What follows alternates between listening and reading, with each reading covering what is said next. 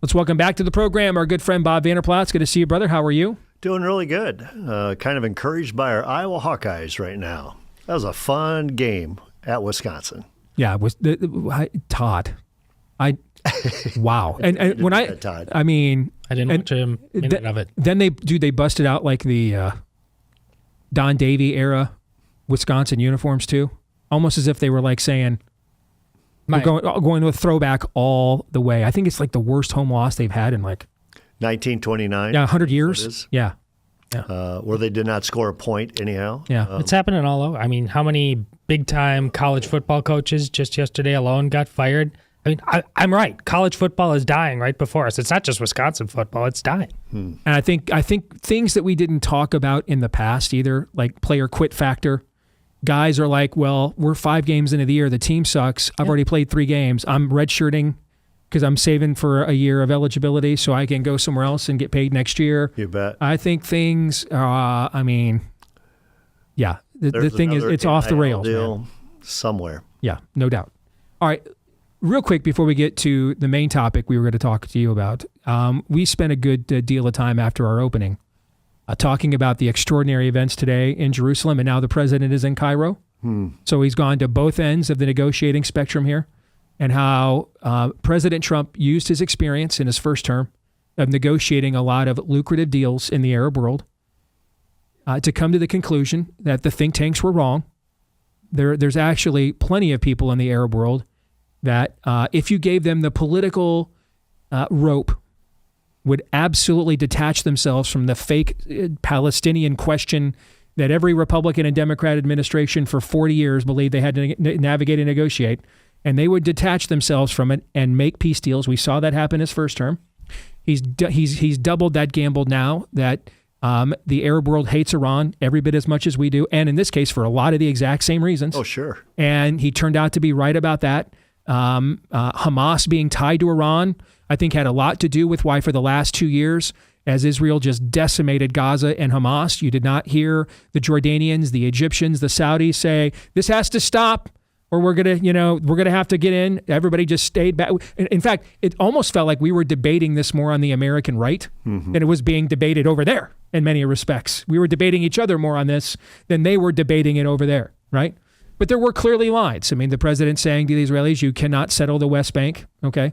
I think now and that Hamas has been not totally annihilated, but dealt a mortal blow. The Iranians are the most, and that's one of their primary funding mechanisms, the most isolated they've ever been. And I think what's going to come next is, I think Gaza will become the next Dubai, is what I think will come next. And I think that you will see a massive urban renewal program. All these Arab nations that despise the Palestinian question, despised Iran, I think they will come in and resettle the place. I think it'll be an Istanbul, it'll be a Dubai, kind of a luxury port, and it'll be kind of used as a buffer zone between Israel and the Arab world. I think that's what the end game of this is going to be. Well, if I can comment to that, one is I'd say leadership matters, and you're seeing that on a world stage. And even though that they diss President Trump, who should have got the Nobel Peace Prize, in my opinion, I think I don't know who else would deserve it other than him. In fact, the winner dedicated her award to him, as a matter of fact. Yeah. So, I mean, President Trump has just been leading on all sorts of levels. But I think you're right. When he even cast the vision early on about the Riviera of the Middle East being Gaza, like this can be way different. And you think, Steve, the Arab families are really no different than your family or my family. They want peace. They want prosperity. They want to live with some sort of order or predictability, and they're in a very unstable environment. So they see Hamas very much a threat to their way of living. Iran the same way. I think Trump's right. He's called their bluff on it. Obviously, I would be one who would disagree on the West Bank agreement because I think it's as biblical as you can get. Judea and Samaria. But other than that, President Trump has, it's been historic. Places I've been, Jerusalem, Cairo, President El-Sisi, I met with him. I just see President Trump and his leadership. It's making a difference in the Middle East, but it's making a difference worldwide as well. So good for him. All right, let's switch gears because you were gone much of last week And I think our audience would be fascinated to know where you went. Where were you? Well, I went to Colorado Springs, and as soon as I got done with the show last week, flew out to Colorado Springs and did something I don't typically do. I spent 3 days out there, and I was a minor part of the program, meaning before dinner one night, I gave a few remarks and led them in prayer. That was my role. Otherwise, I was just here to take it in. And the reason they wanted me out there is they said, listen, the family leader has a model that's anchored on the bride of Christ, the church, but you also have shown capability to impact elections, to advance righteous and just policy, and to ignite partnership that blesses families. They said, so we think you ought to be out here. And the whole focus, Steve, was Christian education. And right now in the country, 6 million kids are in Christian education or Christian schools. And what they'd like to do is see that number doubled, like within 5 years, go up to 12 million. Because what's happening, like in the states like Iowa and Texas and other states, you're seeing this school choice movement take place. Basically say we're advancing parental rights. And so I brought the group back to, and I think your audience would be well served by, back to Deuteronomy 6. And when you read Deuteronomy 6, there's a lot that can be applied to America. One is we're living in a land flowing with milk and honey. Unprecedented prosperity. Our wealth is running away from other countries. But the big thing is remember the Lord your God when you're doing that. Love him with all your heart, your soul, your mind, your strength. But then right after that it talks about, and then teach your children. And it's about when they get up in the morning, when they're in the way during the day, when they go to bed at night. But teach your kids. And really what Moses was doing, he's casting vision for the ultimate homeschool. But the homeschool isn't possible. What type of Christian, where do you send your kids to school? Mm-hmm. And so what they're trying to do is say, let's take advantage of this Christian education environment that we have in front of us. Let's birth that in parental rights. And so whether parents make homeschool their choice, Christian school their choice, or let's say they make public school their choice. I'm a former public educator where I taught and coached and was a high school principal in the public education system. The only way you're going to clean up that system is if you give real homeschool and real Christian education and parental rights an opportunity to live.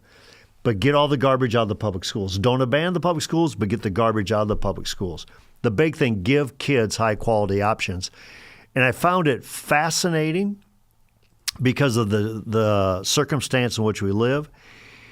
And then one other thing, I mean, it's a proof that elections matter. We don't get all this stuff without Governor Kim Reynolds.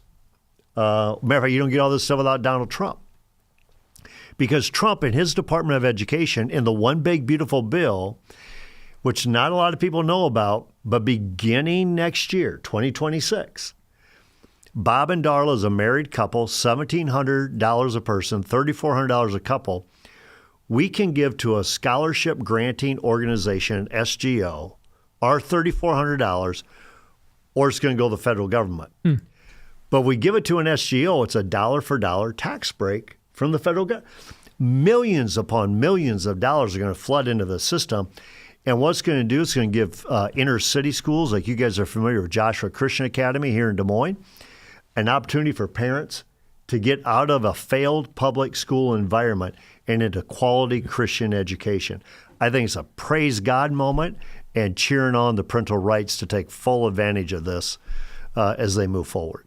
So how prepared are we to do everything you just talked about? Well, there's some hurdles. One is infrastructure. Two is, do you have the teachers to do it as well? Right. And do you have the curriculum that you're going to be able to do this? And we think we can answer all that. And that's why they wanted us out there, because as you know, we have a very vibrant church ambassador network here in the state of Iowa and now in 20 other states. And the big thing is, how do you anchor it in the church to where the senior pastors see the raising and nurturing of children as part of their mission, both for parents, but for the children as well. And to me, that's a duh, right? We need to restore marriages back to moms and dads, but then also allow them, give them the best tools possible to raise their kids in a Christian environment. So whether that's homeschool or Christian education, and if it's public school, just know what you're getting into, but how do you still keep the Deuteronomy 6 mantle? So the Church Ambassador Network will be a key answer to this, a foundational answer to this. The other piece of this, though, if you think outside the box with me just a little bit, infrastructure. Infrastructure is hugely expensive.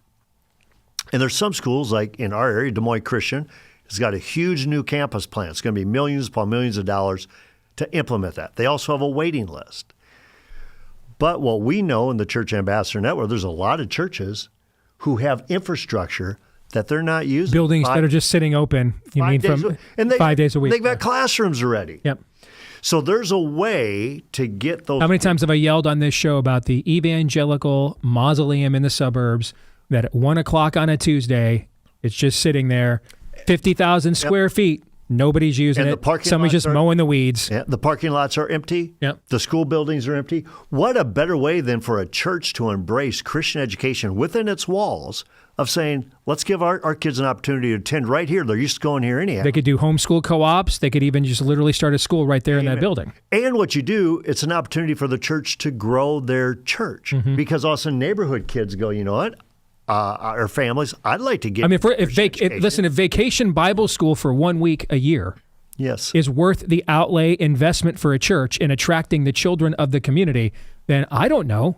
I mean, what would the force multiplier of offering that, a variation of that, but with, a standardized education 8 months out of the year? If it's worth the outlay to do it 1 week of the year because of what it does to engender goodwill within the community, then why wouldn't permanently offering such a thing year-round do the same thing? Without question. And Steve, if you look at the numbers, say a family is very committed to going to church every Sunday and they're in church every Wednesday night.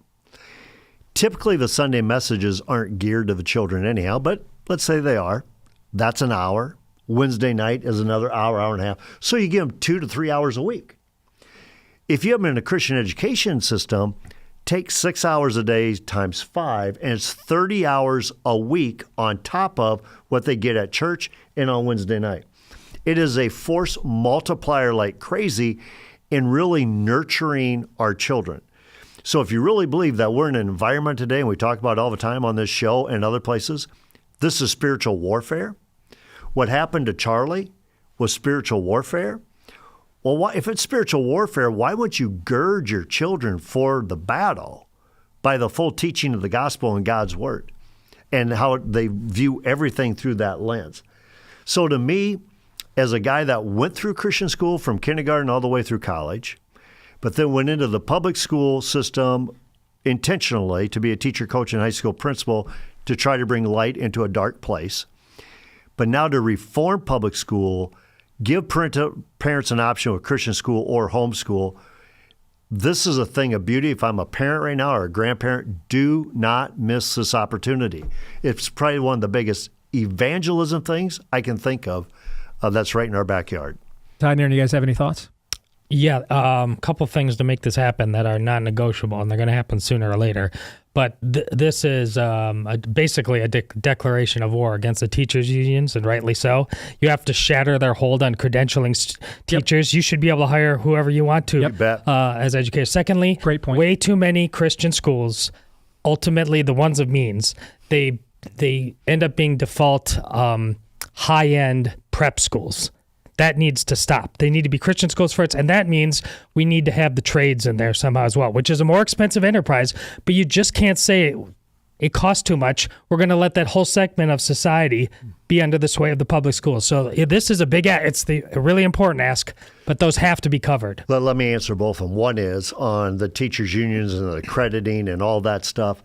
What's going to trump all that is student outcomes. So therefore, you have to have high-quality education. If you have the student outcomes, you can dismiss all that stuff. In regards to trade or prep or whatever it is, let innovation take place now. So it fits your community, it fits your whatever. You are not stymied by a one-size-fits-all. Let innovation take place, and the cream will rise to the top. It's the ultimate in competition. Aaron? Well, I think this is obviously a good kind of good news and a good idea and a good track that we're on here. But I would echo some of Todd's concerns as well.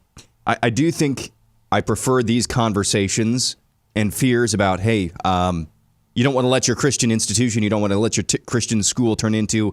versus my kid came home he just talked to the school counselor, and he thinks he's a she now. Right. I think that's indicative of the fact that the Overton window not only has been expanded, but we're playing offense, at least on some level. At the same time, you do have to safeguard because what you're talking about here has the possibility to be one of the biggest boons for Christian education. You just mentioned that in passing. I do like the conversations about how do we safeguard this for the future versus how do we even fight back against the school districts and the teachers unions who hate our guts. I do think that this is indicative of the fact that we're actually taking ground for once now. A lot of work to be done. There is no victory flags at all yet, but I do like the direction, the trajectory that we're on. You get the last word, Bob. Got about 30 seconds. Yeah, the beauty of it is, as a matter of fact, we heard this at the conference where one guy said, the first thing you do if the house is on fire, get your kids out of the house. Yep. This would give an opportunity to get the kids out of the house. The big thing, the onus, I believe, and I reiterate this often, it has to be high quality with real outcomes to show that you're outpacing, outperforming anything that's happened in the public schools. That's how you'll break them, and I think we can do it. Good job, buddy. Appreciate right. it. That's good stuff.